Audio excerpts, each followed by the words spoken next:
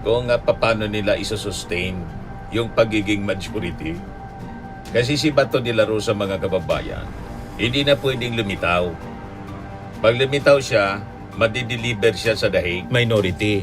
Si Bam Aquino, si Win Gatchalian, si Risa Ontiveros, si JB Ercito, na bumotong independent dati, ngayon, inalign niya yung sarili niya sa minority.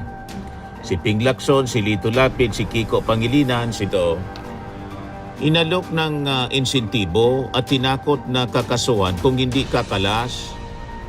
Senator Amy Marcos claimed that some senators were allegedly offered incentives to leave the Senate. Baka binabaliktad mo, Senator Amy Marcos, para lang siraan.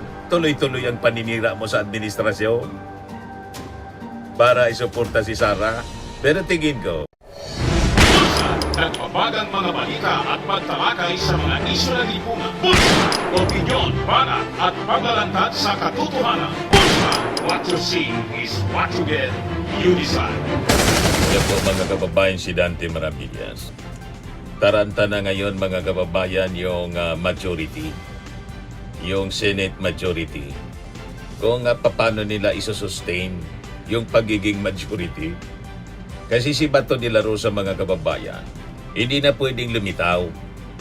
Pag lumitaw siya, madideliver siya sa dahig. So right now, mga kababayan, minus Bato de la Rosa, 12 na lang ang nasa Senate majority na present. So ibig sabihin, isa lang, mga kababayan, ang lumipat sa minority. Mababaliktad agad.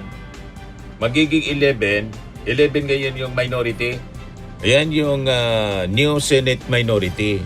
Si Bam Aquino, si Win Gatchalian, si Risa Ontiveros, si JB Ercito, na bumotong independent dati, ngayon, inalign niya yung sarili niya sa minority.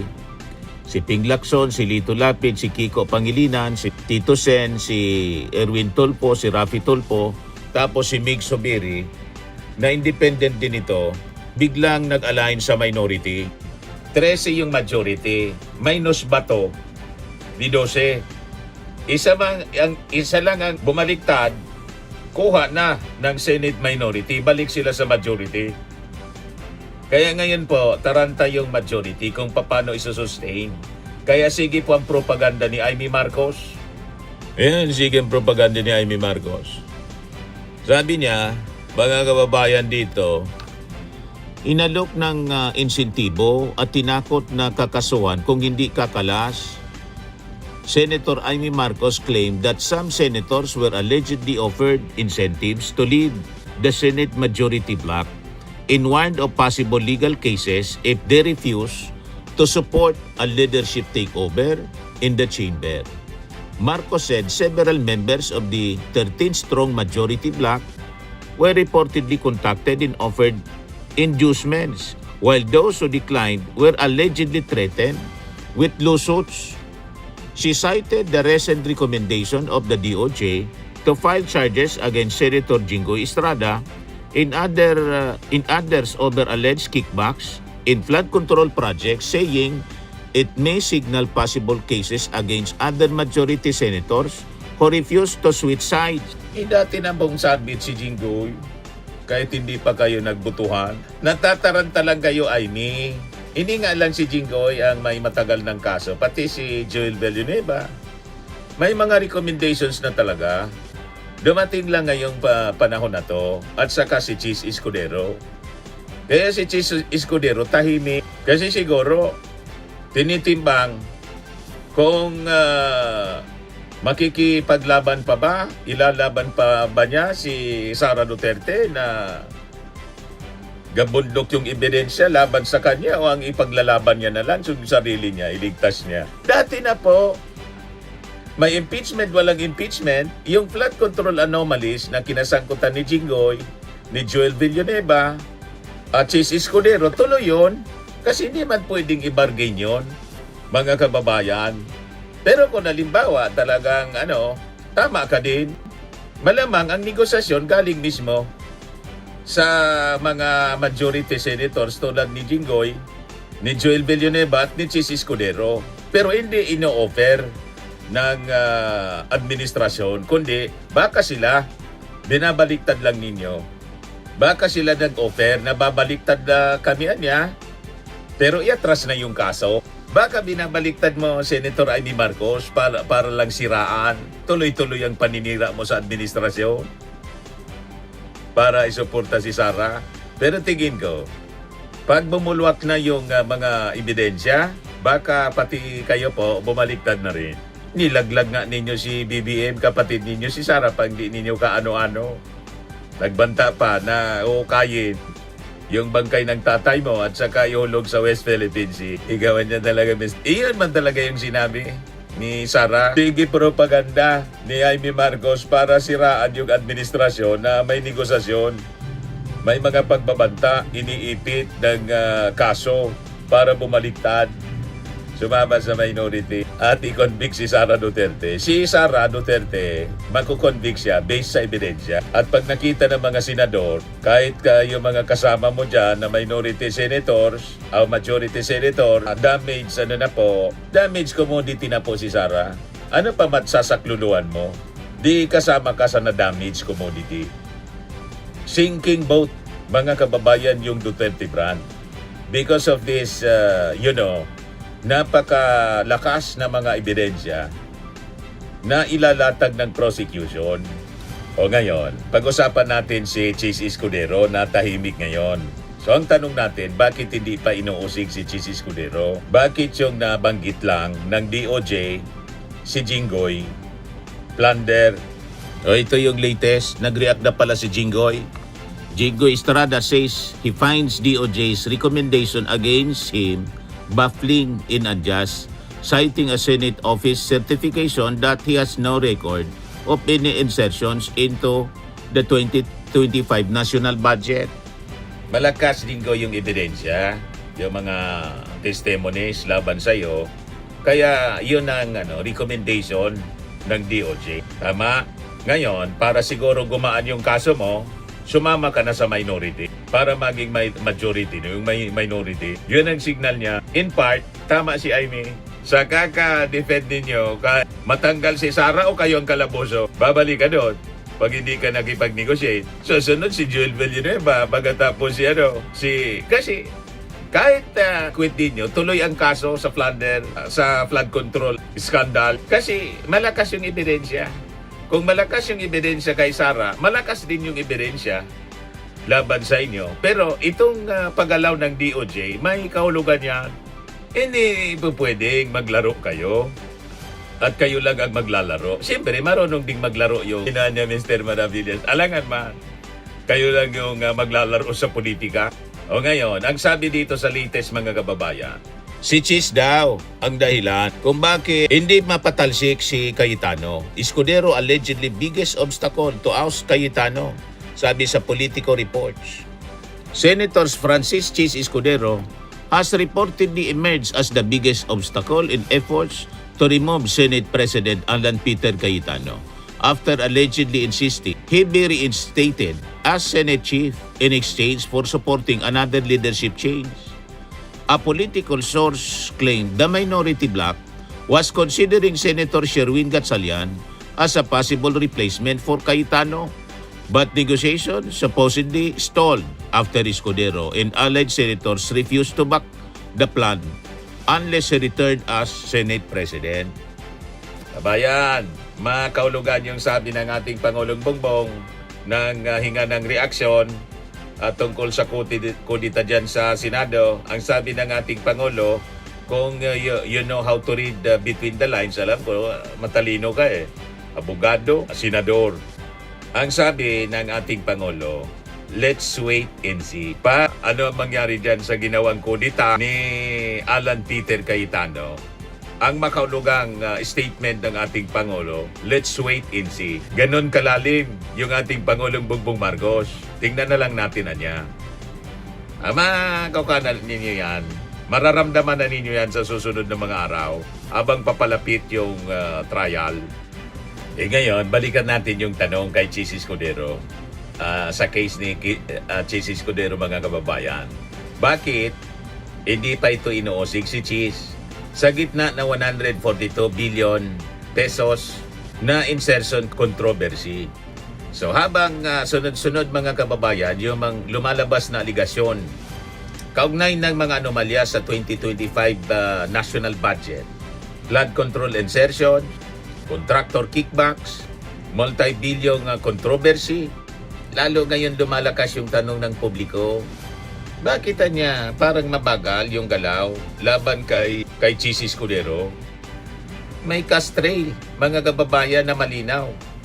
Mismo sa payag ni Ombudsman Boying Rimulya, may mga witness testimonies, may conspiracy indicators, may mga kickback allegations, at may legal basis na malinaw sa plunder allegation. Bakit mabagal? Pero sa mga ordinaryong Pilipino, mabilis ang galaw. Mabilis maaresto sa mga maliliit na kaso lamang. Remember mga kababayan, binanggit noon ni Rimulya na may conspiracy daw to commit plunder kaugnay ng mga inimbestigang proyekto. Kaya maraming nagtatanong, ano na? Yun naman pala. Last month mga kababayan, nag-ay ng request para sa precautionary hold departure order or PHDO laban kay Chis at saka yung kaibigan niya na si Minard Ngo, negosyante. Ngayon, parang nawala na lang yung kwento. Bakit wala follow-through, mga kababayan? Ano na nangyari doon? Nasaan yung suspension, preventive action, freeze order, formal escalation? Parang wala na. Bakit biglang bumagal yung momentum, mga kababayan, ng kaso? Ano pa yung hinihintay? Malinaw naman po yung pagkasabit ni Chis Escudero sa BICAM insertion. Kung paano nakalusot yung bilyon-bilyon, mga kababayan, na pondo, 142 billion na nagamit sa flood control projects sa district-specific allocations sa kanyang lugar sa Sorsogon at distrito ng kanyang mga kalyadong senador, infrastructure allocation at yung mga testimonies ng kickback base sa testimony ni Yusek Bernardo. So parang natutulog na lang mga kababayan. Mabigat yung testimony ni Yusek Bernardo, yung kickback daw, 20%. May 160 milyong cash delivery na ginawa mga kababayan kay Minard Ngo para daw kay Chis Escudero yun. So ang malaking problema ngayon mga kababayan ni Chis Escudero, hindi lamang legal issue, kundi credibility collapse. Kaya tahimik. Bilang senador, inaasahan ng publiko na siya mga kababayan yung simbolo ng transparency, accountability, at saka fiscal integrity. Ngunit sa dami ng kontrobersya na inuugnay po sa 2025 GAA, unti-unti pong nasira yung imaheng yon. Habang tumatagal na walang malinaw na paglilinis ng pangalan o kaya legal resolution po, siyempre, mas lalong lumalalim yung duda ng publiko. At habang nagiging tahimik ang ilang mga institusyon, mas lalong lumalakas yung paniwala ngayon na may mga makapangyarihang personalidad na tila baga untouchable. So bakit mga kababayan dapat na mapanagot si Chis Escudero forthwith? Kasi nga po, bilang dating Senate President noon, hindi siya ordinaryong senador lamang. Siya yung isa sa may pinakamalaking kontrol at impluensya po sa national budget, sa budget process. So kapag may anomalya ng bilyon-bilyong insertion, hindi po pwedeng magtago na lang sa likod ng mga technicalities o kaya procedural excuses. Ang publiko po naghahanap ng transparency, accountability at siyempre malinaw na paliwanag. Ngunit habang tumatagal, wala pong direktang sagot. Siyempre, mas lumalakas yung paniwala na may tinatago talaga. At habang tila mabagal yung ombudsman, lalong lumalalim din yung public suspicion na may political shielding na nangyayari. So ang usapin dito mga kababayan ay lamang tungkol kay Chis Escudero. Ang tunay na issue, may patas pa bang hustisya dito sa Pilipinas? Dahil po, kung may ebidensya po laban sa isang ordinaryong Pilipino o sa ibang mga personalidad na idinadawit lang ng walang sapat na ebidensya, mabilis ang aksyon. Pero kapag mataas na tao tulad ni Chis Escudero, tila napakabagal mga kababayan yung sistema. So mahirap mga kababayan na isipin ng ating mga mamamayan na kapag mahirap mabilis yung kaso, kapag makapangyarihan mabagal yung hustisya. At yan mga kababayan yung pinakapanganib na corruption sa lahat. Sperming and lifting cream, pinapahid po sa mga pulses in affected area. Mainam po sa paninigas ng mga kaso-kasuan. Ito naman po, Automax Radiant Serum. Sa mukha naman yung application, anti-aging po siya. You will look 10 years younger than your age. Sa mga cancer patients naman po, baka lang gusto ninyo itong itry. Neng siya red mixed fruit drink. Hindi mo po siya gamot, food supplement siya. Kaya lang, gawa siya mga kababayan sa goji berry. Yung goji berry, may anti-cancer properties. O ngayon, yung mga inquiries ninyo, dumiritso na lang kayo sa aming messenger sa Facebook para masagot namin agad. Ayos pa? Ayos na ayos niya, Mr. Maravilla. Sa mga nagana po ng malinis and spacious fitness gym, pumunta lang po kayo sa aming Colossal Fitness Gym. May Grab ka rental din po kami. But anyway, ito po pala yung aming bagong product na binibenta online. I am worldwide amazing pure organic barley powdered drink mix from Australia. Negosyo to ng aking anak na architect entrepreneur Riz Maravillas. Ayan po. Kontakin na lang po ninyo siya, Riz Maravillas on Facebook. Ang mga health benefits niya, boost immunity, improves digestion, enhance energy levels, packed with antioxidants, prevent cancer. Ito naman po yung bago naming product na binibenta online. Eye Glow Serum, whitening po siya. Tingnan ninyo yung epekto sa aking anak na architect before and now. Yung mga inquiries po ninyo, dumiretso na lang kayo sa kanyang Facebook account, Riz Maravillas.